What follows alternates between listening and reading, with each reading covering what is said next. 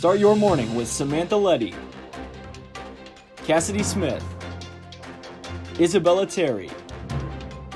This is Good Day Central. Hello everybody, welcome to a Good Day Central. What you need to know to have a great day from the student's perspective. Now, well over a year into the pandemic, Hinsdale Central has held in-person classes since the school year started in August. This year has been an adjustment for all students. Luckily, the administration has changed the finals policy. This year, finals will not be mandatory, and if students decide to take them, their grade cannot be negatively affected. Other school updates. The Hinsdale Central basketball season has just started. Many other sports recently ended their season. Boys cross country placed second at state, and girls cross country placed third. Girls swim and dive also placed second at state. Go Devils!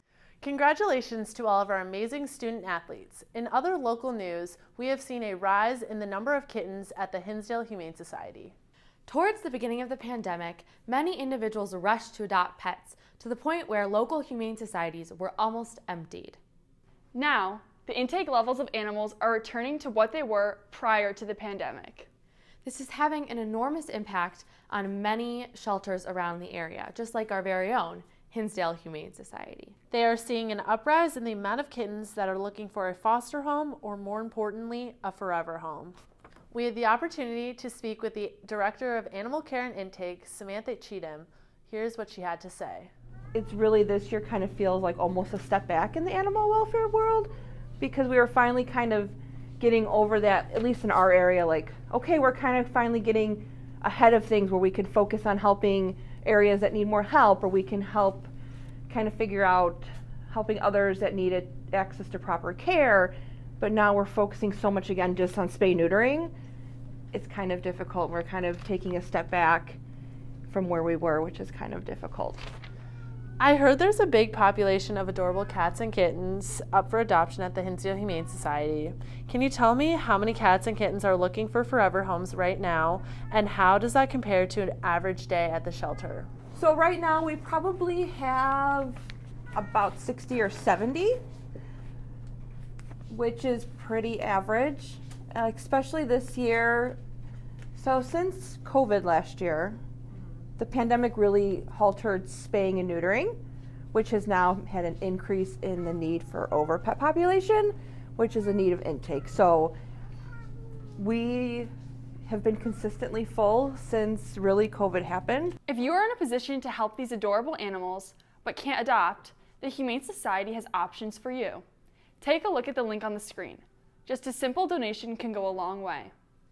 Since the pandemic started, over 114 million people have lost their jobs over 2020, and a majority of the workforce transitioned to working remotely. We had the chance to talk with Chad Smith, a former Director of Human Resources at AbbVie, to hear his insight on how COVID impacted employees and the hiring process. Based on your experience, how challenging do you think it is for employers when their employees want to work remotely?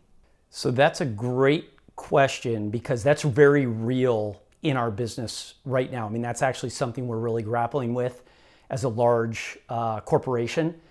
And it's part of the strategic discussions we have every day around our workforce, how we manage our workforce, how we hire.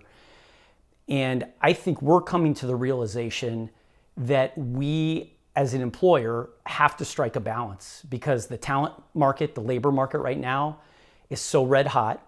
There's so much in the media and even talk amongst our own employees about the desire for flexibility, remote opportunities, that if we don't embrace those as an employer and really recognize that need people are expressing and do something about it, we're going to be in trouble. Now, our town and local community await a COVID update.